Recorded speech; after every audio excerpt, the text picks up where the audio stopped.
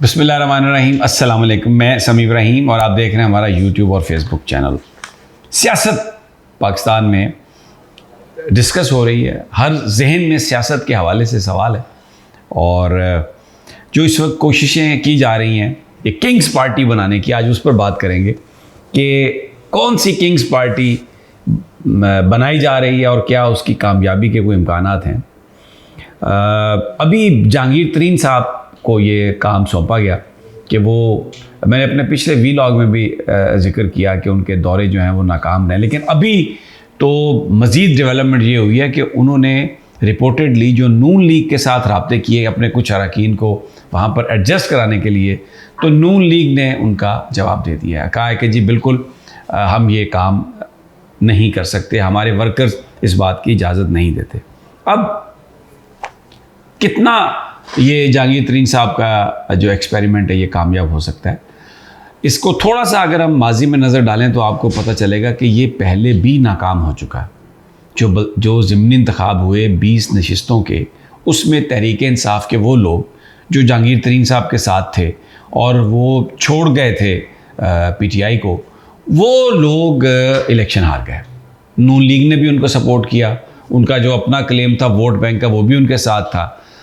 फिर उस इलेक्शन में इलेक्शन कमीशन ने और सरकार ने जो सरकारी तौर पर काम किया जा सकता है, प्री पोल रिगिंग भी थी, पोलिंग वाले दिन भी वोट उसमें डाले, लेकिन इतने बड़े मार्जिन से इनको सबको शिकस्त हुई कि उसके बाद ये सोचना कि जहांगीर तरीन का जो प्रोजेक्ट है वो कामयाब हो सकता है या वो कहीं को डेंट डाल सकता है किसी जमात में, ये तो बिल्कुल एक ऐसी कहानी है जो नहीं चल सकती, बिल्कुल नहीं चल सकती। आज असद उमर साहब से बात हुई कि आपका जहांगीर तरीन से रब्ता है, उन्होंने कहा जी बिल्कुल मेरा कोई रब्ता नहीं है उनसे, और उन्होंने कहा कि मेरा भला उससे क्या रब्ता होगा। अच्छा, अब इसमें एक जो इस वक्त कहानियाँ चल रही हैं वो ये है कि फवाद चौधरी साहब जहांगीर तरीन साहब के साथ इन टच हैं। जो पब्लिकली जो तस्वीरें आती हैं, जो वीडियोज़ आती हैं, उनमें फवाद साहब नज़र नहीं आते, लेकिन जो जहांगीर तरीन के करीबी लोग हैं उनका ये कहना है कि वो उनके साथ इन टच हैं। और उसमें फवाद साहब का एक स्टेटमेंट हमें याद है जिसमें उन्होंने कहा था कि मैं जो वर्कर्स हैं उनको मैं बाहर निकलवाना चाहता हूं, लेकिन कोई अमली तौर पर हमें फवाद साहब बहुत एक्टिव नज़र नहीं आते।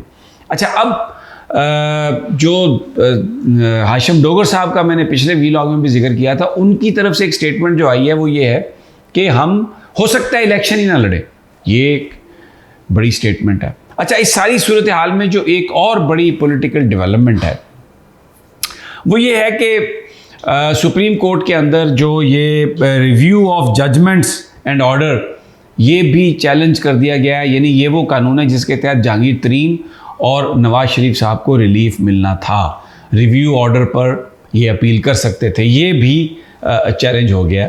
और सुप्रीम कोर्ट की तरफ से बिल्कुल ये वाज़े कर दिया गया कि हुकूमत अगर मशावरत के साथ कोई कानून साजी करेगी सुप्रीम कोर्ट से तो शायद वो तो उसको तो इजाज़त दी जा सकती है। और ये मैं बात कर रहा हूँ जो सुप्रीम कोर्ट के इख्तियारात के हवाले से जो कानून साजी है। और अगर सोलो फ्लाइट पार्लियामेंट ने लेने की कोशिश की तो फिर उसको सख्ती से रोका जाएगा। और हमने देखा कि जो पार्लियामान ने पहले जो बिल पास किया, खुद ही फिर अटॉर्नी जनरल साहब ने कहा कि जी आप इसे हम वापस इसको ले जाते हैं और इस पर हम रिव्यू जो है ना वो हम इस पर हम कर लेते हैं। अब इस सारी सूरत हाल में जो एक नई चीज़ आई है कि जो वो लोग जो PTI छोड़ गए हैं, 70-72 MNAs हैं जिनको लाहौर हाई कोर्ट कह चुका है कि वो उनका इस्तीफ़ा कबूल नहीं और वो MNAs हैं, वो अगर असम्बली में अब आते हैं तो जो एक कॉन्स्टिट्यूशनल अमेंडमेंट की बात हो रही है उसको मटेरियलाइज किया जा सकता है। क्योंकि अगर वो 72 MNAs आ जाते हैं असम्बली में तो फिर इसका मतलब है कि लीडर ऑफ द अपोजिशन भी चेंज हो जाएगा, पब्लिक अकाउंट्स कमेटी भी चेंज हो जाएगी, क्योंकि ज़ाहिर है वो जो ग्रुप होगा वो जो पहला जो ग्रुप है उसको तो अक़लियत में वो तब्दील कर देगा। तो अगर फिर किसी चीज़ के लिए कोई आईनी तरमीम चाहिए तो वो तरमीम हो सकती है। और उसमें अब देखना ये है कि आसिफ जरदारी क्या फ़ैसला करते हैं, क्योंकि राजा परवेज़ अशरफ पीपल्स पार्टी से हैं और वो जरदारी साहब की बात मानेंगे तो नवाज़ शरीफ साहब की वापसी, नवाज़ शरीफ साहब के हवाले से सारी उनकी जो अहलियत है, नाअहली ख़त्म करना, और दूसरे जो मामलात हैं उसमें आइनी तरमीम के लिए अगर स्पीकर ने उन अरकान को वापस आने की इजाज़त दी असम्बली में, तो फिर इतना नंबर हो सकता है कि कोई तरमीम जो है कौमी असम्बली में किसी हवाले से भी उसको ये पार्लियामान जो है उसको देख सके। तो बड़ा एक इंटरेस्टिंग ये सिनेरियो बन रहा है, क्योंकि इस वक्त जो आज मौलाना फजलुर रहमान की स्टेटमेंट है, उन्होंने कहा है कि पीडीएम एक इत्तेहाद है, कोई इंतखाबी इत्तेहाद नहीं है, मुख्तलिफ जमातें हैं और हर जमात अलहदा इलेक्शन लड़ सकती है, और इख्तलाफात के बावजूद हम कुछ एक पॉइंट पर हम इकट्ठे हुए, और इस वक्त जो मुल्की हालात हैं उनको देखने की ज़रूरत है।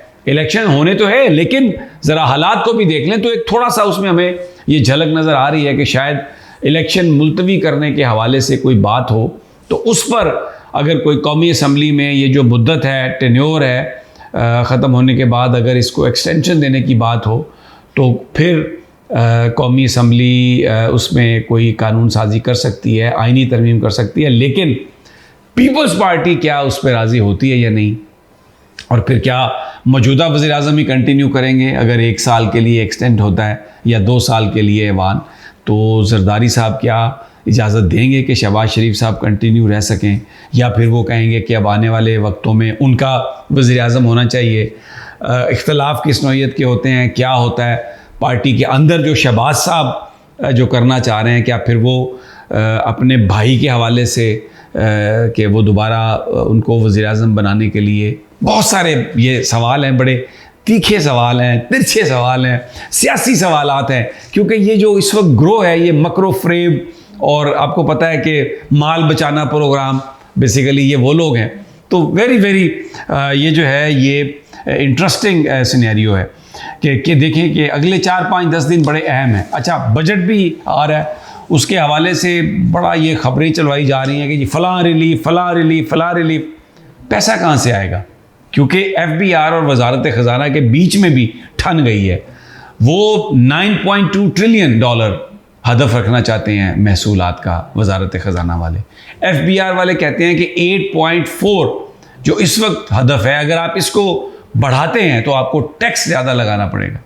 तो इस वक्त जो सूरत हाल है वो इतनी बुरी सूरत हाल है कि लोग पिसे हुए हैं। हालत ये है कि सुजुकी मोटर्स 40 साल में उनके पब्लिक रिलेशन ऑफिसर ने जो ख़त लिखा है वज़ीर आज़म को, जिसमें कहा है कि 40 साल में इतना बदतरीन दौर नहीं आया सुजुकी पर, मोटर्स पर, और बहुत सारे हमारे जो फ्रेंचाइजी हैं, जो डीलर हैं, वो भाग गए हैं, जो थोड़े से रह गए हैं वो डेली बेसिस पे हैं। तो खुदा के लिए मज़ीद टैक्स ना लगाइए, जो पहले लगे हुए टैक्स हैं उनको पीछे ले जाएं, वगरना हम जो हैं कारोबार नहीं कर सकते, हम अपनी फैक्ट्रियां नहीं चला सकते।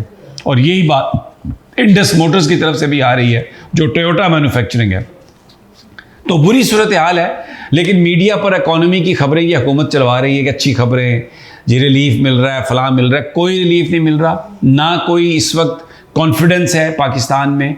डॉलर जो था वो इन्होंने बड़ा रौला डाला कि जी 25 रुपये कीमत कम हो गई ओपन मार्केट में, लेकिन इनके साथियों ने, हुकूमत के लोगों को पता था क्या होना है, इन्होंने माल बनाया। अब फिर डॉलर जो सिर्फ आज मैं आपसे बात कर रहा हूँ तो 5 रुपये ऊपर चला गया। वो जो नीचे आया था डॉलर ओपन मार्केट में, इंटर बैंक रेट तो वही था, तो वो ऊपर चला गया। तो इसका बड़ा गहरा ताल्लुक है मेरी और आपकी इकॉनमी से, जेब से।